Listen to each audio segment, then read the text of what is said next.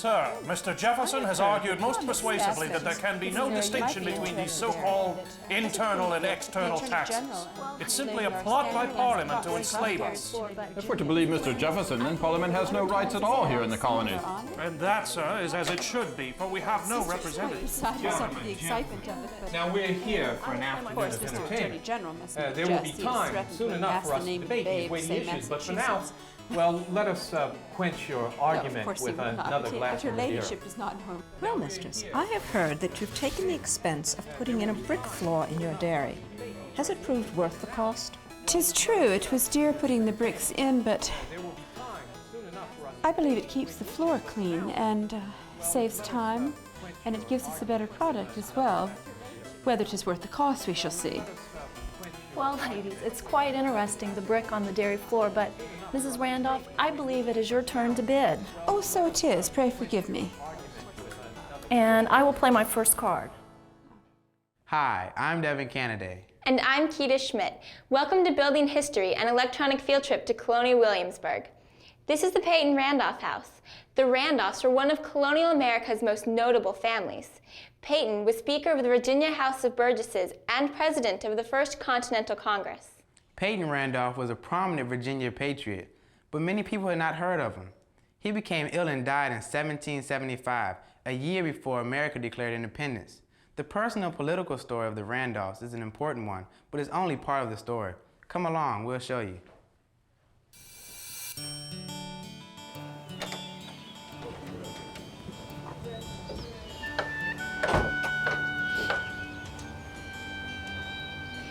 If you know how colonial people lived and worked, you can understand them better. Knowing where they lived and worked is a good start. The places instruct us about the people. That's why Colonial Williamsburg's carpenters are reconstructing 8 outbuildings behind the Peyton Randolph house, where 27 slaves processed, stored, and prepared the food for the Randolph family, cleaned their clothes, and lived their lives. This complex of buildings was sort of an urban plantation which supported the social and political aspirations of Peyton Randolph. The buildings and how they were built tell us a lot about the Randolphs and the slaves that served them. But all of the original buildings were gone more than 100 years ago. So how do we know what they looked like, or what they were used for, even how they were constructed? Where do we turn for clues? How do we know how to go about building history? One place is with people like Garland Wood, Colonial Williamsburg carpenter and interpreter. What is this that you're making? Well, this is one of the floor joists for the second story of this kitchen. In fact, there aren't many two-story kitchens, and that's just one of the things about Peyton Randolph's kitchen that makes it so unusual. One of the things that we learned really years ago before we started even laying hands on a piece of wood to build this thing. When the carpenters finish their work, there will be 8 outbuildings behind the Peyton Randolph house, just as there were in 1775. A 2-story kitchen with 5 fireplaces and a vaulted brick wine cellar will be the centerpiece of Peyton Randolph's urban plantation. But how do we know the kitchen had 2 stories and 5 fireplaces? Well, you begin in a library, and you start with a lot of detective work. These detectives are called historians, and they look for diaries and journals of people who lived back in the 18th century. They search through documents, official records, and even old bills to discover where buildings may have been. Once they have an idea where to look, archaeologists dig a hole in the ground. Archaeology studies people who lived long ago by looking at what they left behind. Archaeologists very carefully uncover bits and pieces of the past called artifacts. These artifacts help us know something about who lived here and what they did. Archaeologists sometimes discover the foundations of buildings, as they did behind the Peyton Randolph house. This site was first excavated, that means dug up, back in 1984. All of the valuable artifacts were removed, and the foundation was covered up to preserve it. In 1997, it was uncovered for the last time. we basically are just re-exposing that foundation. It's already been dug, all the notes have been taken, they've taken photographs, all the artifacts have been processed, so there really isn't anything in this dirt. We're just re-exposing the foundation. So although we're archaeologists, this isn't a real archaeological dig. If we were out here really digging, we'd have screens and trowels and probably wouldn't see that pickaxe flying through the dirt like that. The historical research and artifacts tell us a lot about the kinds of buildings that existed here more than 200 years ago. The foundations show us their size and shape. But what did they look like? To answer that question, the architectural historians do more detective work. The relationship of this house, you know, to the kitchen. Yeah, you think the kitchen's as early as the house? Well, I certainly know earlier. Yeah. We got to make sure we spend a little more time today looking at the chimney upstairs. Right. Architectural historians Willie Graham and Mark Wenger are looking at a kitchen in Northern Virginia that was built around the same time Peyton Randolph was building his kitchen. This is a good bit of both. It's of special interest because, like Peyton Randolph's kitchen, it has 2 stories and several fireplaces. Today, Mark and Willie are trying to learn about those fireplaces so they can apply that knowledge to the Peyton Randolph kitchen. Well, first of all, we do all we can to understand the site we're working with. For taking Peyton Randolph kitchen, for example, we know from archaeology what the footprint of the building was. We know the location of the chimneys. We have an early photograph that tells us how high that building was. And so with all those parameters set, we then begin to look at other surviving buildings that would be relevant to filling in the details that we don't have. Well, our predecessors were very energetic about getting out into the field and looking at buildings like this. To provide the basis for their work of recreating Virginia's colonial capital. Obviously, you can know a lot about a building that's vanished, but you can't know everything. And so these buildings are a way of sort of filling in some of those details. And so the work that they were doing in the drafting room demanded that they get out into the countryside and learn about these 18th century buildings. So we have a tremendous collection of information on buildings of this kind. There's no 18th century building that you can take at face value. Every building that you see has been changed or modified in some way. And so our job is to understand what that building was like when it was first built, how it changed, and what new needs prompted those changes. And so every building is a puzzle. Every building is full of clues that we put together to try to reconstruct its physical history. Well, do you want to start? Maybe we should go let's go ahead and get some to measurements on the chimney and stuff. Well, we have a very large H-shaped footprint on the ground for the Peyton Randolph, for the chimney of that Peyton Randolph kitchen, for the sort of centrally located chimney. What does that mean above ground? What did that brick structure look like once it came out of the ground?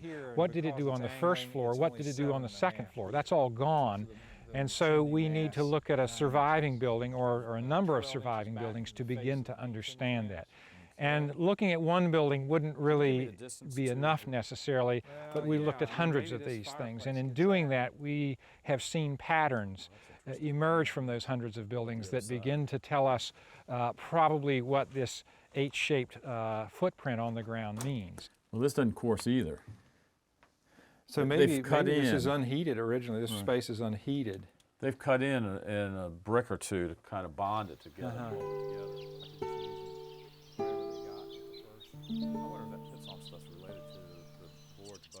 Walking through this kitchen, for example, we were concerned about how each of those rooms was finished and how that reflected the importance that either the owner or the slaves themselves attached to each one of those spaces. And that in turn would tell you something about how that space functioned in the day-to-day routine of this plantation. And of course, those insights then go back to Williamsburg, they go back to the Peyton Randolph site, where they can inform the reconstruction of the site, and they can inform how we portray people in that setting. There are several of us who are involved in creating the designs. In other words, we say to the architects down the hall, this is what the building needs to look like based on our understanding of the historical evidence.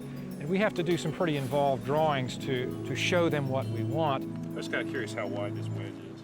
You know, I think there are through tendons in the attic. The collaboration includes Colonial Williamsburg's historic tradespeople who add their unique skills and knowledge to the project. I think these are a little tougher. It is a cooperative effort because the artisans have a different understanding than what we have of this building, simply because they are the ones who have to implement the design. And they encounter some issues that we probably didn't think of when we were making this design, and so we have to work those issues out together. Together, Colonial Williamsburg's historians, archaeologists, architectural historians, and tradespeople are confident that they are constructing a new 18th century building, that they are building history.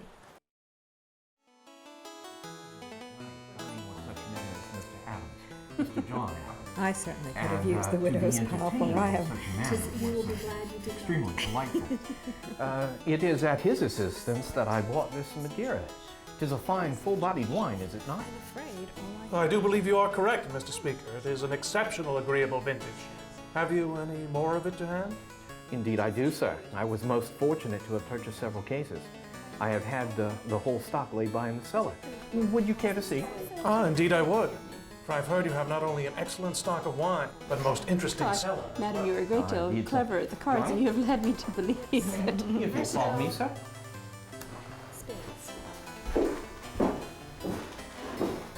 I fear we'll not see Mr. Randolph for some while. He's as happy as the day is long, showing off his cellar. Well, it is quite fine that you have a fine cellar. That fine vaulted wine cellar is one of the most interesting and challenging elements of the Peyton Randolph kitchen. Ray Canetti is an expert in early masonry. It's his job to convert the work of the architectural historians and archaeologists into brick. What I do is I try to take the information the archaeologists come up with and what they're finding and what sort of details they see, and kind of put a practical application to it. And by doing that, I feel that we probably come very close to being as it was originally. The attention to detail even extends to the mortar used to hold the bricks together. We started out by doing mortar analysis. We used, modern testing methods to analyze the mortar, to try to come up with a mortar that would at least replicate the appearance and the texture, of the original mortar. And what we found working with the modern masons, and particularly Ray, is that it's almost easier to reproduce the mortar by using the original recipe than it is to try to fabricate it using modern materials. The recipe for 18th century mortar includes sand, clay, traces of charcoal, bits of broken shells and bricks, and a glue to hold it all together. The glue for a period mortar is actually lime, and lime in Virginia and in Williamsburg during the 18th century was actually taken from oyster shells. That's Andrew Barry, showing visitors to Colonial Williamsburg how oyster shells are burned to create lime, just as in the 18th century. Collecting the shells, gathering the wood, and building a kiln to burn them takes time. In fact, the whole process of making bricks takes time and lots of effort. Bricks and mortar were made by hand and foot. If an 18th century bricklayer ran out of materials, he couldn't just run down to the local building supply store for more. It took about a year to make a new batch of bricks. Clay is the main ingredient in bricks. Usually found near a river, brick makers dig it up in the fall, then let it weather over the winter. In the spring and summer, the clay is mixed with water and then kneaded smooth the old-fashioned way, by foot power. Once the clay is the right texture, it is formed into brick shapes and wooden molds. Some sticks and stones for us. Come on. There you go. What you need to do, fill through it with your fingers. Dig out sticks, stones, rocks, toes, frogs, whatever may be in there. Snake eggs. Then you find them, just wipe them off under the table or drop them down on the ground. And then hand JT here your clean clay, and we'll go ahead The and make Williamsburg brick brickmakers get a lot of help from young visitors who learn that 18th century children their age sometimes worked in the brickyards for 10 hours a day, 6 days a week. It gives them a real appreciation for the effort required to make a simple brick. We like to say that we don't actually demonstrate. We are doing the trades work, and it just so happens that you're finding us in the midst of our work, and, well, we're also excited to tell you what we're doing and answer any questions that you might have. Now the soft clay bricks are left to dry until fall. In the fall, the brickmakers literally build a kiln of bricks and then fire the dried bricks for a week. The brick burn takes constant care and attention, since the temperature in the kiln will reach nearly 2,000 degrees Fahrenheit, and a small mistake could spoil a whole year's work. Andrew Barry believes that Colonial Williamsburg's brickmakers are making true 18th century products in the 21st century.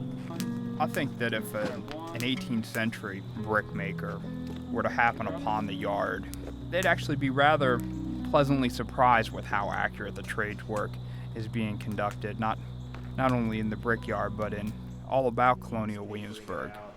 And then 2 or 3 heats. Another hook here. At Anderson's Forge, Colonial Williamsburg blacksmiths are hammering away at all the ironwork that will be used in the Peyton Randolph kitchen. As Ken Schwartz explains to visitors, that's a lot of ironwork. If you visited Peyton Randolph's house here in town, we'll be doing all the ironwork for that project. So nails, hinges, locks and keys, door latches. Once the building's constructed, a lot of the internal furnishings, fireplace equipment, cooking utensils, the cranes in the fireplace, lighting devices. There's really quite a bit of ironwork that goes into a construction project like this. The blacksmiths study old ironwork so they can reproduce the techniques that were used in colonial days. Their study reveals something about the people who lived then, too. Well, when we make hardware for a building like this, we really want it to look like the old hardware, and so we usually start by looking at old examples of the work. And if you're familiar with the techniques and the material, you can look at an old object and figure out which techniques are used to create that shape. By understanding the techniques and the tools that go into producing these objects, it gives us some insights into the minds of 18th century people and kind of a look at their material culture from a different point of view, from the maker rather than the user. The ability to reproduce the skills and materials of the 18th century gives Colonial Williamsburg's tradespeople a unique advantage when it comes to accurately building history. Two fine foxhounds.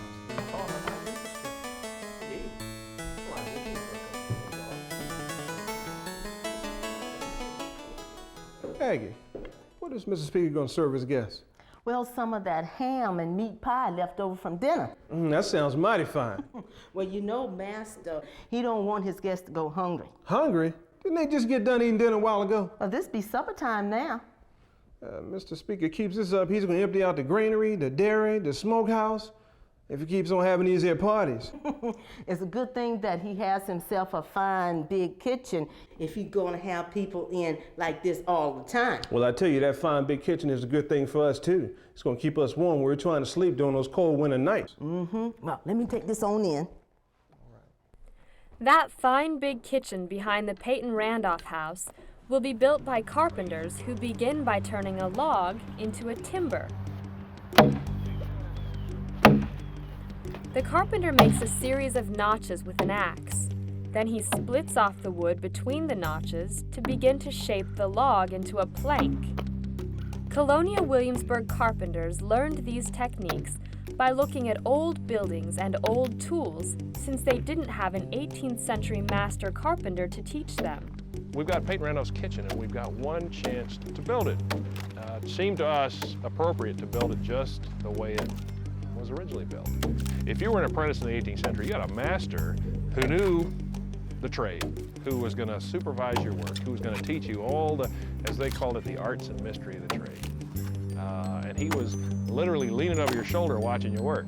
Well, guess what? There are no more masters to learn from. What we have are the buildings that these men built. We can study them, and we have the tools that survive, the antique tools, and then it's a little bit like a detective story. If you've got the tool in your hand and you can see the tool marks in the building, what we work to do is to learn the technique, the trade, so that with the old tools we can make the old tool marks. And when we're done, we get a building that is not just a good fake of an 18th century building, it's the real thing. It is a brand new 18th century structure. Come on! Come on! The lumber for that structure is fashioned by hand, often with a hand from visitors. Once a log is hewn square, it's pushed up a ramp and positioned over a saw pit. It's measured and marked.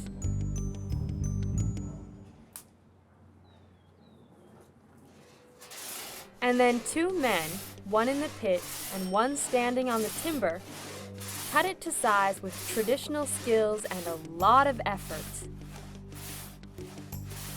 Colonial Williamsburg's carpenters create a real 18th century work experience, with one big exception.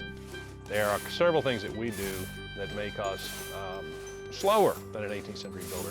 Firstly, 18th century workmen worked a longer week and a longer day than we do. We're soft, we only work about 8 hours a day and then we go home. But in the summertime in Virginia, you could expect to work from 6 in the morning until 7 at night, 6 days a week. Of course, the second thing we do that's different is we stop and talk to people.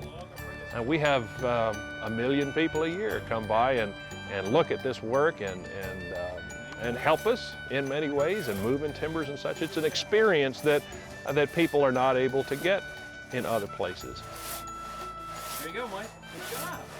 Today, the frames of most buildings are nailed together. In the 18th century, the frames of most buildings were constructed in a different way, a way that made more use of the individual skills of the carpenters. 2 pieces of lumber were carefully marked and then cut and shaped so that the wood would join together.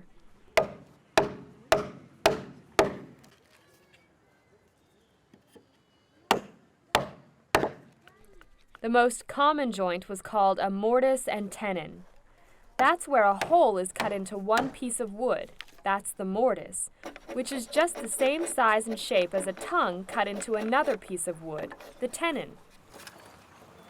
When the 2 pieces are cut properly, they join together accurately. When archaeologists, architectural historians, and tradespeople join together in building history, the results are new 18th century buildings.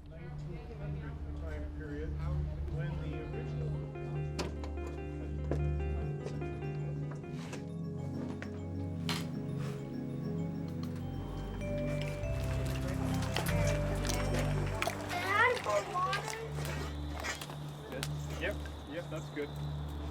All right.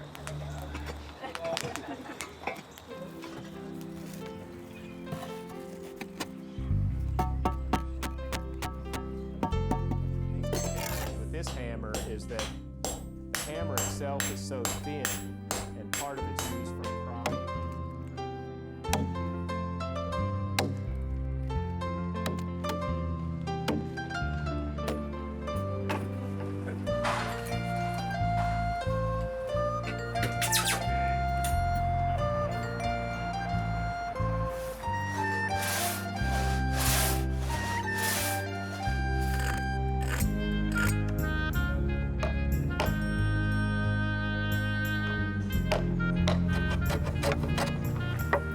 When all the research has been done, the bricks made and laid, the ironwork finished, and the lumber shaped and sawed, everyone gathers to raise the frame of the Peyton Randolph kitchen. It's an important day because it brings the 18th and the 21st centuries just a little bit closer together. I think the important part about building the outbuildings is it tells the rest of the story. I mean, we've been giving tours through the Peyton Randolph house for 30 years.